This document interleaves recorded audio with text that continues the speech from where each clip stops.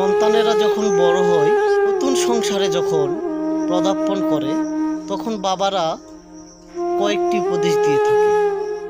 আগেকার দিনে নতুন বউকে আনা হতো পালকিতে, গরুর গাড়িতে নয়। কেন জানিস? একজন নতুন বউকে যখন আনা হয় পালকিতে, তখন মনে হয় সেই বউটা রাজরানী আসতেছে। আর রাজরানীরা সবসময় সম্মানেই থাকে, আর এই সম্মানের দায়িত্বটা তোর। বাবা বলে, তুই জানিস নতুন বউ পালকিতে উঠে কি করে? সে কাঁদে। কিসের জন্য কাঁদে?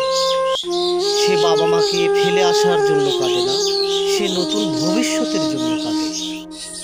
তারপর বাবা বলে, এই কান্নাগুলোর মুছে দেওয়ার দায়িত্ব তোর।